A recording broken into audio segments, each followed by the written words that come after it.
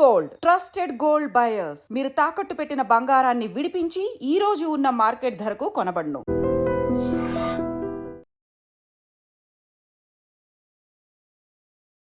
నమస్కారం, welcome to I dream. ధర్మ మార్గం విత్ విజిత కార్యక్రమానికి స్వాగతం.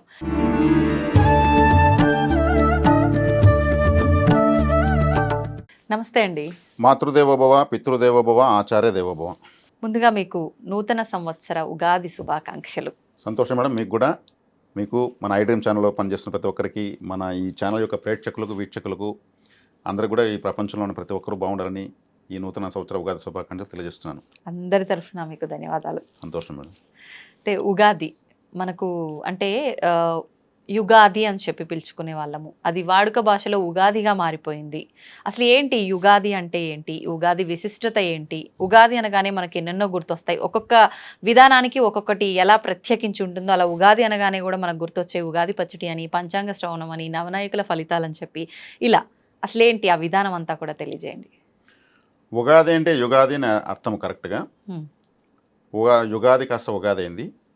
యుగము ఈ కలియుగం ప్రారంభమైనప్పటి నుంచి ఇప్పటికీ 5126వ ఉగాది జరుగుతూ ఉంది ఇప్పుడు. ఓకే. ఇక్కడ ప్రతి సంవత్సరం నవనాయకులు వస్తారు, కందాయ ఫలాలు వస్తాయి, మాస ఫలితాలు వస్తాయి, వార ఫలితాలు వస్తాయి, అవన్నీ వస్తాయి. అవి సహజ సిద్ధంగా జరగడం చాట్ అన్నమాట. ఈ యుగము 4,32,000 సంవత్సరాలు కలియుగము. ఇప్పుడు 5,126 సంవత్సరం జరుగుతూ ఉంది. కాబట్టి ఇది మన తెలుగు పంచాంగం ప్రకారం. కాబట్టి 4,32,000 సంవత్సరాలు అయిపోతే ఈ యుగం సమాప్తం. ఈ లెక్క మనము ఈ యుగంలో, కలియుగంలో ఎన్నో మెట్టు వద్ద 4,32,000 మెట్లు అనుకుంటే 5,126 మెట్లను మనం ఉన్నాం. చాలా స్టార్టింగ్, వెరీ స్టార్టింగ్. కాబట్టి ఈ యుగము అనేది, యుగాది అనేది ఈ కలియుగం ప్రారంభమైంది. ఏ యుగమైనా ఉగాదితోనే ప్రారంభమవుతుంది. దీన్ని ఒక పండుగ వాతావరణంలో సంతోషకరంగా, షడ్రుసోపేతంగా 6 రకాల రుచులతో, 6 రకాల ఋతువులు మనకున్నాయి. వాతావరణం 6 రకాలుగా మారుతుంది. అది ఆ అదృష్టం భారతదేశానికే ఉంది. కాబట్టి షడ్రసోపేతంగా మనము ఈ ఉగాదిని ప్రారంభించుకుంటే ఆ సంవత్సరం అంతా బాగుంటుంది. మనము చక్కగా ఏం చేసుకుంటే, ఏం చేసుకోవాలి ఈ సంవత్సరం అని తెలియజేసేటువంటి ఒక అద్భుతమైనటువంటి ఒక పర్వదినమే ఉగాది. కాబట్టి ఈ ఉగాదిని ఆ రోజు అశుభాన్ని పలకరు. ఈ రోజంతా శుభమే పలుకుతారు. పండగ రోజు విసిగించుకో, పండగ రోజు చెడ్డగా వింటే మళ్ళీ సంవత్సరం అంతా బాధపడకూడదు, అంత పవిత్రంగా తీసుకుంటారు. తెలుగు సంవత్సరాది ఇది. ఏ భాషకు ఆ భాషకు, తమిళ సంవత్సరాది ఇట్లా వాళ్ళ భాషలకు వాళ్ళకు అదేవిధంగా ఉగాది ఉంది. ఓకే. మనకు తెలుగు సంవత్సరాది ఇప్పుడు మనం చేసుకునేది తెలుగు సంవత్సరాది. ఇది చైత్రమాసం, వసంత ఋతువు చైత్రమాసం అంటారా? ఏ మాసం అంటారు ఇది? చైత్రమాసంతోనే ప్రారంభమవుతుంది. ఓకే. చైత్రం వైశాఖంతో స్టార్ట్ అవుతుంది. ఓకే. కాబట్టి ఈ ఉగాదిని మనం ఎంత పవిత్రంగా సెలబ్రేట్ చేసుకుంటే అంత మంచిది. ఇంకా దీనిపైన మీకు ఏ వివరం కావాలైతే నేను చెప్తాను. ఉగాది ఎలా ప్రారంభమవుతుంది, దీని యొక్క పవిత్రత ఏంటి నేను చెప్పాను. అసలు అంటే ఒక పండగ అనగానే ఇంతకు ముందు ఉన్న విధానం వేరు, ఇప్పుడు అది రోజు రోజుకి మారుతున్న విధానం అనేది వేరు. నిజంగా ఆ పండగ, అందులో మన తెలుగు వారందరికీ చాలా ప్రత్యేకమైన పండుగ. ఆ రోజున మనం ఆచరించాల్సిన విధి విధానాలు ఏంటో ముందు మాట్లాడుకుందాం. మనం ఆచరించాల్సిన విధి విధానాల్లో బ్రహ్మముహూర్త కాలానికి లేచి చక్కగా స్నానాలు చేసి ఆ రోజు ఒక జ్యోతి వెలిగించడం. బ్రహ్మముహూర్త కాలము అంటే సూర్యోదయం 6 గంటలకు అవుతుంది. బ్రహ్మముహూర్త కాలం ఎప్పుడు అనుకుంటున్నారు మీరు చెప్పండి చూద్దాం. 3:30, 4 అంటే చెప్తారు కదా మామూలుగా సూర్యోదయానికి 1 గంట 2 గంటల ముందర కాలము అని చెప్పి. అలా చూసుకుంటే 6 గంటలకు సూర్యోదయం అవుతుంది అని అంటే 4 లేదంటే 3:30 నేను అనుకుంటున్నా. అందరూ అనుకుంటున్న విధానం మీద మీకు తెలుసు. ఇదే అనుకుంటున్నా నేను, చాలా వరకు ఇదే చెప్తుంటాను. మీరు అనుకుంటున్నారు, చాలా వరకు ఇదే చెప్తున్నారు. ముహూర్తము అంటే 48 నిమిషాలు మాత్రమే, 48 మినిట్స్ ఓన్లీ ముహూర్తం, బ్రహ్మ ముహూర్తం. ఓకే. ఆ 48 మినిట్స్ ఎలా గుర్తించాలి? సూర్యోదయం 6 గంటలకు ప్రారంభమవుతుంది. 3:36 నిమిషాల నుంచి 45 నిమిషాలు లెక్కేస్తే 3:36 నుంచి 4:24 నిమిషాల వరకు మాత్రమే బ్రహ్మ ముహూర్తం. 3:36 ఎందుకు లెక్కేయాలి? 3:36 నిమిషాలకు ఆ ముహూర్తం స్టార్ట్ అవుతుంది కాబట్టి ప్రతిరోజు. అంటే 6 గంటల 5 నిమిషాలకు సూర్యోదయం అంది అనుకోండి, ఆడ 36 నిమిషాల నుంచి 5 నిమిషాలు పెంచుకోవాలి. 39 నిమిషాల నుంచి 4:29 వరకు. 5 గంటల 55 నిమిషాలు స్టార్ట్ అయింది అనుకోండి సూర్యోదయము, అక్కడ 5 నిమిషాలు వెనక్కి తీసుకోవాలి. ఇలా సవరించుకోవాలి. దేశకాలం మన పరిస్థితులు బట్టి సూర్యోదయ కాలాలు మారుతూ ఉంటాయి. కాబట్టి ఈ బ్రహ్మముహూర్త కాలం అనేది 45 నిమిషాలు 6 గంటలకు మనం ఎగ్జాంపుల్ చెప్తే 3:36 నుంచి 4:24 వరకు మాత్రమే బ్రహ్మముహూర్తం. ఆ తర్వాత ఉండేది బ్రహ్మముహూర్తం కాదు. ఆ టైంలోనే తొలి కోడి కూస్తుంది. కోడి ఎంత కూతలేసినా విసుగు రాదు, సంతోషంగానే ఉంటుంది. తొలి కోడి కూసింది, కోడి కూత వేళకు నేను నిద్రలేస్తున్నాను, లేచి పని చేసేవాడిని, పొలం కాడికి వెళ్ళేవాడిని గర్వంగా చెప్పుకునేవాళ్ళు. ఇప్పుడు అవి కూడా సిస్టమ్ మార్చేసాయండి. ఎప్పుడు పడితే అప్పుడే కూస్తున్నట్టు అనిపిస్తుంది పల్లెటూళ్ళల్లో, కాదంటారా? ప్రకృతి గది తప్పింది. కాబట్టి అది పరబ్రహ్మ జీవి కాబట్టి అది బ్రహ్మముహూర్త కాలం నిద్రలేసేటువంటి మొట్టమొదటి జీవి కోడే. దాన్ని తినడం వల్ల అప్పులు పెరిగిపోతాయి. చికెన్ తినడం వల్ల చికెన్ తింటే అప్పులు పెరుగుతాయి. కానీ కలియుగ ప్రభావం దాన్నే ఎక్కువ తింటారు. అవును. కాబట్టి ఈ బ్రహ్మముహూర్త కాలానికి లేసి చక్కగా ఎవరైతే ఉగాది రోజు ఈ సంవత్సరం ప్రారంభించే వాళ్ళు ఒక జ్యోతి వెలిగించి వాళ్ళు ఏదైనా సాధన, వాళ్ళ మెడిటేషన్ కావచ్చు, వాళ్ళ ఎగ్జామ్స్ ప్రిపేర్ కావడం కావచ్చు, యోగా కావచ్చు, పూజ కావచ్చు, కూర్చునేసి వాళ్ళ బ్రతుకులు వాళ్ళు గొప్ప వాళ్ళ ఏదైనా చేసే ఆలోచన విధానం కావచ్చు, ఏదైతే చేస్తారో అంటే బ్రహ్మ ముహూర్త కాలం అంటే బ్రహ్మదేవుడు కన్ను తెరిచి ప్రకృతిని ఒకసారి చూసి మళ్ళీ కళ్ళు మూసుకునే సమయం. అందుకే బ్రహ్మ ముహూర్త కాలం అని దాని అనింది. సృష్టికర్త ఒకసారి కన్ను తెరిచి చూస్తాడు. అప్పుడు ఆయన చూసినప్పుడు ఎవరైతే ఇలా సాధన చేస్తుంటారో వాళ్ళందరికీ కూడా ఆ కనెక్టివిటీ కలుగుతుంది. అందుకోసం బ్రహ్మముహూర్త కాలంలో లేచి చేసే ఏదైనా సరే సక్సెస్ అయిపోతుంది. తెల్లవారుజామున లేచి చదువుకోవాలనడానికి కారణం ఇదేనా? చదువే కాదు, ఏదైనా సరే ముఖ్యమైన పనులు ఏదైనా చేయొచ్చు. ఇప్పుడు రాహుకాలం ఉంది, యమగండం ఉంది, వర్జ్యం ఉంది, దుర్ముహూర్తం ఉంది. ఇవన్నీ సూర్యోదయం తర్వాతనే ప్రారంభమవుతాయి. సూర్యోదయం ముందు ఏది ప్రారంభం కాదు. ఈ చెప్పుకుని భయపడుతున్నటువంటి ఈ కాలాలు మొత్తము సూర్యోదయం అయిన తర్వాతనే వెలుగులోకి యాక్టివేట్ అవుతాయి. ఎందుకని అంటే ఇదంతా దేవతా కాలమా? అంటే బ్రహ్మ ముహూర్తం ఇదంతా దేవుళ్ళు చాలా వరకు అంటుంటాం కదా, క్షేత్రాల్లో కూడా దేవతలు సంచరిస్తుంటారు ఈ సమయం అంతా కూడా అని చెప్పి, అందుకని చెప్పి ఏముండవా? ఆ సమయంలోనే ప్రాచీన కాలంలో నదుల్లోకి వెళ్ళి సూర్య ఉపాసన చేస్తూ ఆర్ఘ్యాలు ఇచ్చేవాళ్ళు. ఆ సమయంలో ఏ ఇంట్లో దీపం వెలుగుతుందో ఇంకా ఆ ఇంటికి సిరి సంపదలు వద్దన్నా వస్తాయి, లక్ష్మీ కటాక్షం విపరీతం పెరుగుతుంది. ఈ ఉగాదిని అలా ప్రారంభిస్తే మనకు వచ్చిన నష్టమే ఉంది.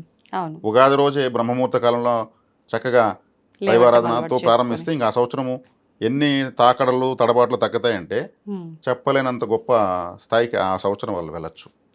అంటే ఆ టైంలో చేసేదానికి చాలా రెట్టింపు ఫలితం ఉంటుంది కాబట్టి అదే అలవాటుగా మారితే మంచి ఫలితాలు ఉండే అవకాశం ఉంది, మంచి మార్పులు కూడా వచ్చే అవకాశం ఉంది జీవితంలో. ఇప్పుడు ఒక చిన్న విద్యార్థికి అక్షరాభ్యాసం చేస్తారు. ఎక్కడ చేస్తారు అక్షరాభ్యాసం? టెంపుల్లో, అమ్మవారి ఆలయంలో, సరస్వతి అమ్మవారి ఆలయంలో చేస్తారు. సరస్వతి అమ్మవారి ఆలయం పోలేని వాళ్ళు ఏం చేయాలి? ఏం చేయాలి? ఊరూరు సరస్వతి ఆలయం లేదు, ఉండదు. అవును. గోశాలలో అక్షరాభ్యాసం చేస్తే 100 రెట్ల ఫలితం ఎక్కువ. ఒక గోవులో 3 కోటి దేవతలు ఉంటారు. గోశాలలో ఉన్న బ్రీతింగ్ 1 అవర్ బ్రీతింగ్ చేస్తే ఆడ కూర్చొని మన చుట్టూ ఉన్న నెగిటివ్ ఆరా మొత్తం బర్న్ అయిపోతుంది. ఆడ ఇంకేం సాధన చేయాల్సిన పనిలే, ఆ ఆవుల మధ్యలో ఉండిపోతే చాలు, ఆ పరిసరంలో ఉంటే కూడా చాలు, దుష్ట శక్తులు దూరం అయిపోతాయి, ఆ దుష్టం దగ్గర అయిపోతుంది. అక్షరాభ్యాసమే చేస్తే ఇంకా విద్యావంతులు ఎందుకు కారు?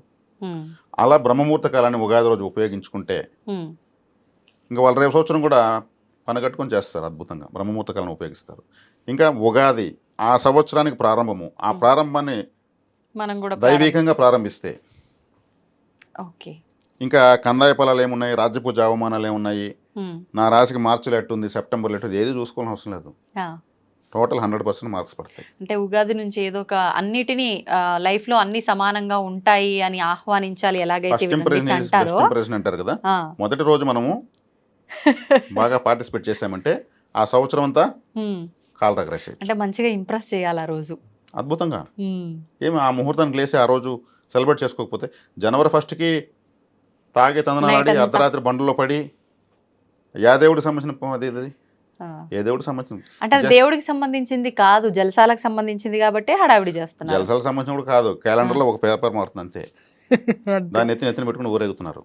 అదే మనకు పవిత్రమైనటువంటి ఉగాది రోజు బ్రహ్మముహూర్త కాలంలో అద్భుతంగా మనము సెలబ్రేట్ ఎందుకు చేసుకోకూడదు, ఎందుకు పోటీ పడకూడదు, ఎందుకు తప్పించకూడదు, ఎందుకు తాపత్రయపడకూడదు? ఆ సంవత్సరం అంతా మనకు ఎవరు కట్టినవన్నీ మనం మాత్రం బ్రహ్మాండంగా ఉంటాం. ఇంకా మనకు జ్యోతిషమే అవసరం లేదు, ఉగాదిని ఒక్కదాన్ని గట్టిగా పట్టుకుంటే ఏదైనా ప్రారంభోత్సవమే ప్రధానంగా తీసుకుంటారు.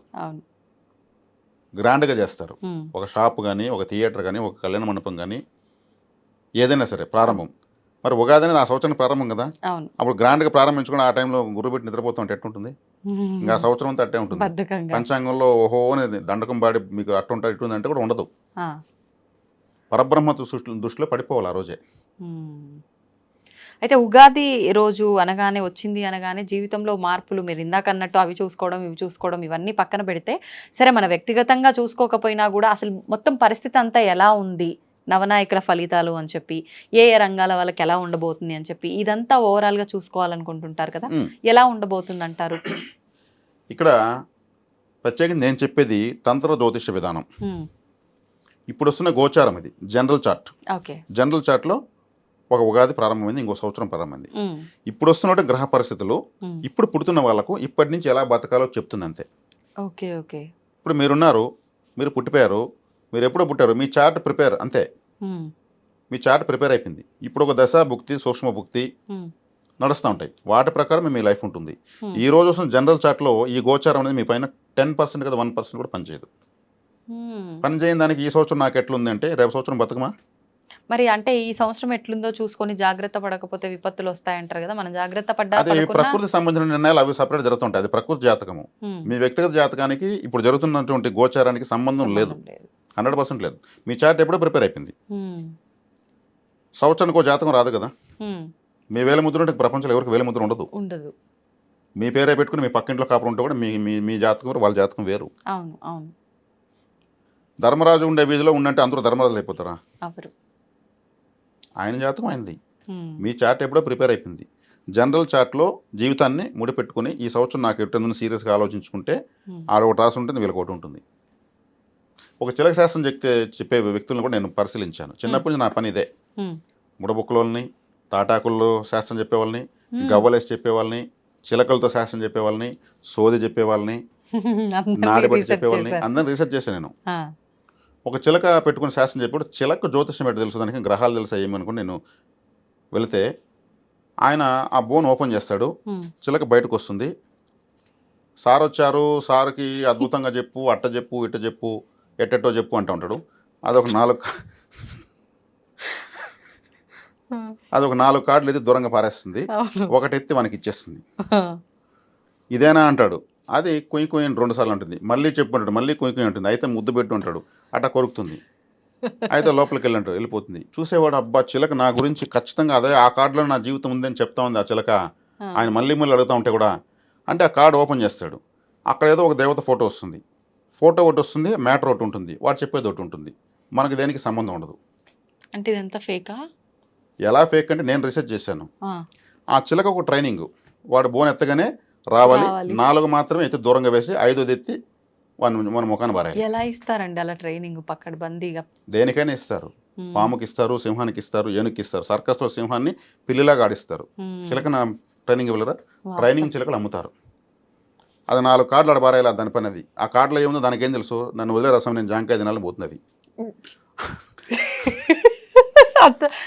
నన్ను జాంకాయ పెట్టుంటాడు, అది తినుకుంటా ఉంటాడు. వాడు తెరవగానే రావడం, వీళ్ళు 4 ముక్కలు ఆడ బారేసి 5వ ముక్క వీని ముఖాన్ని బారేస్తే సరిపోతుంది. వాడు అడగాల, మళ్ళీ అది కూడా అప్పుడు కూడా లోపల పోదు, ఇంక అడగాల ఇదేనా అంటే అది ట్రైనింగ్, అది దానికి ట్రైనింగ్. 2 సార్లు అరవాలి, అప్పుడు కుమికి మళ్ళీ అడిగితే మళ్ళీ 2 సార్లు అరవాలి, మళ్ళీ వాడు 3వ సారి అడిగితే చెప్పదు, దాని పాటు లోపలికి వెళ్ళిపోతుంది. అంటే అక్కడికి అయిపోయింది, క్లోజ్ ట్రైనింగ్ కంప్లీట్. అదే చేస్తూ ఉంటుంది మన దగ్గర ఉన్నంతసేపు. అది ఈడేం చేస్తాడు, దాంట్లో ఒక ఫోటో ఉంటుంది, దాంట్లో ఇంకో మ్యాటర్ ఉంటుంది, ఈడోటి చెప్తా ఉంటాడు, మనకోటి జరుగుతూ ఉంటుంది. నేనేం చేశాను, చూశాను, సంబంధం లేని అర్థమైంది. గంట గ్యాప్ ఇచ్చి మళ్ళీ వాడి దగ్గరికి వెళ్ళాను. వాడు ఆ బాక్స్ ఎత్తేసాడు పైకి, ఎందుకంటే సేమ్ కార్డు రాదు మళ్ళీ నాకు, మారిపోతుంది. అంటే వెంటనే ఇంకొకటి పోవడం సేమ్ దానికి వెంటనే అదే వ్యక్తి మళ్ళీ పోవడం తెలుసు వాళ్ళకు. ఇప్పుడు మళ్ళీ క్లమ్జీగా మార్చేసాడు కదా కార్డులో, మళ్ళీ ₹2, ₹5, ₹10 ఇస్తే చిలక వస్తుంది, 4 ఎత్తి ఆడబారేస్తుంది, 5 దాన్ని ఇంకొక దేవత వస్తుంది. గంటకు ఒక కార్డు మారుతుంది. అప్పుడు గంటకి జీవితాన్ని మార్చేస్తాడు వాడు.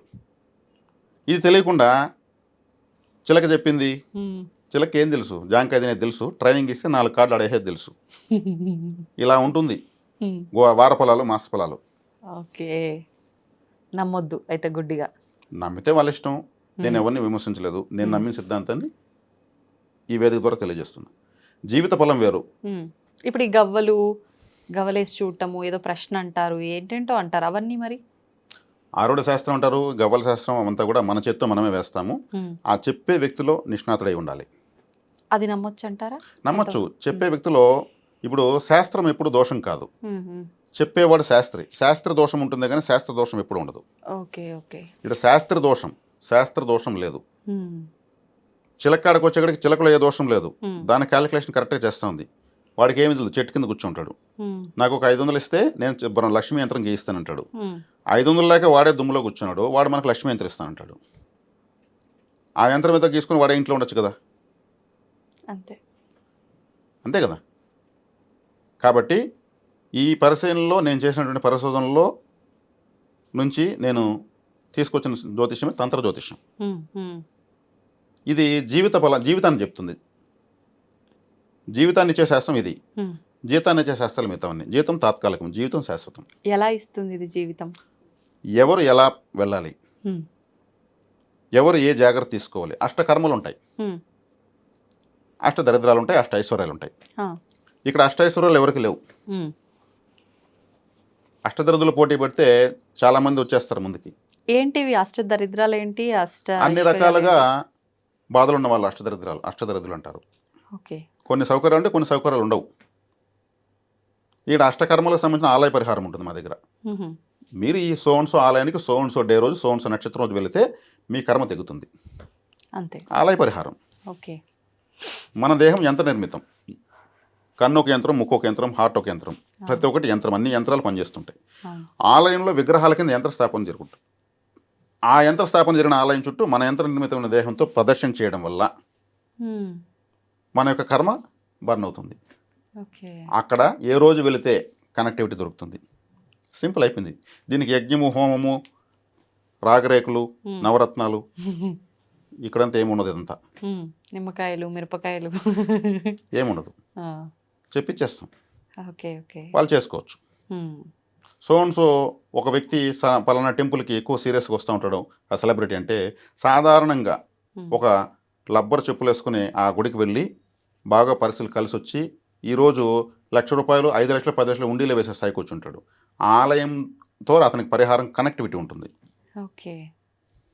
అంటే అది వాళ్ళ జాతక చక్రం చూసినప్పుడు అది తెలుస్తుంది. తెలిసి ఖచ్చితంగా శాస్త్ర దోషం లేకుండా చెప్పి ఈ ఆలయానికి నువ్వు వెళ్ళావంటే మంచి స్థాయికి వెళ్ళిపోతావు. ఓకే. అంటే వ్యక్తిగతమైంది మనం పుట్టినప్పుడే డిసైడ్ అవుతుంది అన్నారు కదా. ఇప్పుడు ఆ జాతక చక్రం ఒక్కసారి ఇప్పుడు నాకు సంబంధించింది మీరు చూసారు, ఆ పరిహారం నాకు ఒక్కసారి చెప్పారు అని అంటే ఇంకా నేను జీవితాంతం ఏ పరిహారాలు చేయాల్సిన అవసరం లేదు. అంతే. ముక్కోటి దేవతలు ముక్కమని చెప్పేది శాస్త్రము లేదు. రోజుకో దేవుని ముక్తి కూడా చాలదు జీవితం. మీకు ఒక 5-6 పరిహారాలు వస్తాయి. ఇప్పటి వరకు మీరు అనుభవించిన జీవితానికి ఇంకా పరిహారాలు రావు. అది ఖర్చు పెట్టేశారు. ఇంకా ఖర్చు పెట్టబోయే జీవితానికే మాత్రం పరిహారాలు వస్తాయి. అందుకే 8 టెంపుల్ ఎవరికి రావు, ఒక 5-6 వస్తాయి. అలా ఏదైనా అంటే వ్యక్తిగతంగా చూసుకుంటేనే పరిహారం చేసుకోవచ్చు అని చెప్పారు. కానీ ఉగాది రోజున అంటే అందరికీ ఏదో ఒక మంచి జరగాలి అని చెప్పి ఏదైనా చెయ్యాలి అని అంటే అటువంటిది ఏదైనా ఉందా? అందుకే ఉగాది అనేది ఆ రోజు ఆ సంవత్సరానికి ప్రారంభమైన రోజు. ఆ రోజుతో ఆ సంవత్సరం తెలుగు సంవత్సరం ప్రారంభమవుతుంది. ఆ రోజు పరబ్రహ్మ కంట్లో పడమని చెప్తున్నాం. బ్రహ్మ ముహూర్తంలో ఇంకేముంది, చాలు. దైవానుగ్రహం కనెక్ట్ చేసుకున్నాక ఇప్పుడు మనం ప్లగ్ చెక్కకుండా పెట్టి ఛార్జింగ్ ఎక్కుతుందా? కరెక్ట్గా చెక్కితే ఛార్జింగ్ ఎక్కుతుంది. ఆ రోజు కరెక్ట్గా కనెక్ట్ అవ్వమని చెప్తున్నాం భగవంతుడు. చాలు. ఇంతకుమించి ఉగాది ఫలితం ఏముంది? అవును. అందుకే నేను ఈ కందాయ ఫలాలు, రాజ్యపూజ అవమానాలు ఇవన్నీ నమ్మను. చిలక శాస్త్రం లాంటిది అది. ఓకే. నేను నమ్మను, దాన్ని నేను ఎంకరేజ్ చేయను. పిచ్చి బట్టినట్టు చూస్తారు కదండి రాశి ఫలాలు, వారం వారం నాది వచ్చిందా అని. ఆడ చెప్పిన దానికి వీళ్ళకి జరుగుతున్న దానికి ఉన్నదానికి సంబంధం ఉండదు. రోజుకో దేవుణ్ణి, రోజుకో నెంబర్ని, రోజుకో రంగు డ్రెస్ని పరిహారాలకు ఇస్తా ఉంటే ఎలా ఆచరించాలి? కొన్ని సందర్భాల్లో ఇలా రాశి ఫలాలు ఫాలో అయ్యేటోళ్ళు ప్రత్యేకించి ఒక పర్సన్ చెప్పింది నాకు చాలా బాగా కరెక్ట్ అవుతోంది, ఎవ్రీ టైం నాకు కనెక్ట్ అవుతోంది, ఆయన ఎలా చెప్తే అలా అవుతుంది అంటారు. మరి ఇదేంటి చీకట్లో బాణం వేసినట్ట, ఎలా అంటారు? మరి వాళ్ళు కనెక్ట్ అయితే దాన్ని మనం కాదనే దానికి ఏముంది? కనెక్ట్ అవుతుందని వాళ్ళు చెప్పారు, దాన్ని మనం విమర్శించలేదు. ఫాలో అవ్వచ్చు, దాన్ని మనం విమర్శించడానికి లేదు. వాళ్ళు కనెక్ట్ అని చెప్పేస్తున్నారు, దాన్ని మనం విమర్శించగలం. ఫాలో అవ్వమని చెప్తాం. మంచి జరిగితే ఏదైతే ఉంది. అంటే మంచి జరిగితే పర్వాలేదు, అట్లా ఏదైనా చెడు జరగబోతుందని చెప్పినప్పుడు అక్కడ నిజంగా చెడు జరుగుతుందో లేదో కానీ అది విన్న తర్వాత హరియమనేటోళ్ళు కూడా ఈ ఉంటారు కదా. మధ్యకాలంలో వారఫలాలు చెప్తూ నాకు వేరే వాళ్ళు చెప్పారు, ఉమ్, ఈ రాశి వాళ్ళు ఈ వారం కానీ షేర్ మార్కెట్లో పెట్టుబడి పెట్టిన కోట్లు గడిస్తారనేసి ఏదో తమ్ముళ్ళు పెట్టారంట. ఉమ్. ఆ తమ్ము చూసి చూసి వేరే వాళ్ళు అప్పు చేసి షేర్ మార్కెట్లో పెట్టి అది మొత్తం పోయేసి సూసైడ్ చేసుకున్నారంట. ఆయన ఎలా ఉన్నారు ఇప్పుడు? ఆయన ఎవరో తెలియదు, వీళ్ళెవరో నాకు తెలియదు, మీలాంటి వాళ్ళు చెప్తే విన్నాను. అయ్యో. ఉమ్, మరి అధిక వడ్డీకి తీసేశారు. మాకు పలానా సిద్ధాంతం చెప్పాడు, షేర్ మార్కెట్లో మాకు కోట్లు వస్తాయంట. సరే మూల మరి ఉమ్. ఇక్కడ పోయింది, ఎవరిని అడగలేరు, కట్టలేము ఇంకా. సిద్ధాంతం అడగలేరు, ఉమ్, వీళ్ళకి కట్టలేరు, వీళ్ళు బతకలేరు. అలాంటి పరిస్థితులు దారి తీయకూడదు కదా. కానీ ఉన్నోళ్ళకి తప్పదు కదా ఏదో ఒక సమస్య. ఆ ఒక్క పర్సన్ పోయిండ్రు, మిగతా వాళ్ళు ఉంటారుగా కుటుంబంలో, వాళ్ళకి ఇది వేదనే కదా. ఇటు ఈ మనిషి పోయిండు అని అటు వాళ్ళు వచ్చి పీడించుకు తింటారు పిచ్చి ప్రయోగాలు ఇవన్నీ కదా. ఉమ్, అందువల్ల నేను ఈ వార ఫలాలు మాస ఫలాలు తక్కువ ఆధారపడతాను. ఉమ్, జీవిత ఫలాలపైన ఎక్కువ ఆధారపడమని నేను ఎవరికైనా చెప్తాను. ఉమ్, మా దగ్గర జాతకం తీసుకొచ్చిన వాళ్ళకి కూడా జీవిత ఫలమే చెప్తాం. ఉమ్. దాన్ని ఎలా అధిగమించాలో చెప్పిస్తాం. ఓకే. వచ్చే సమస్య పాములాగా వస్తే దాన్ని తేలుగా ఎలా మార్చుకోవాలో చెప్పిస్తాం. ఇచ్చేవన్నీ ఫార్ములాసే, ఉమ్, పాటించకపోతే కూడా మాకు సంబంధం లేదు. ఓకే. కాబట్టి ఈ ఉగాది రోజు పరబ్రహ్మ కంట్లో పడడమే ఆ సంవత్సరం విన్నింగ్ షాట్. విన్నింగ్ షాట్ ఒకటే ఉంటుంది. గెలుపుకి బాట మొదలవుతుంది అంతే ఆ అంటారా? కొట్టే విన్నింగ్ షాట్ ఏదో ఉగాది రోజు కొడితే గురి చూసి కొట్టాలి. అదే కందాయ ఫలాలు, అదే రాజపూజ హోమాలు అంతే. అన్నీ అద్భుతంగా మారిపోతాయి. తలరాత పరబ్రహ్మ దృష్టిలో పడితే ఇంకేం కావాలి, మన తలరాత మారిపోతుంది. ధన్యవాదాలండి. ధన్యవాదాలు.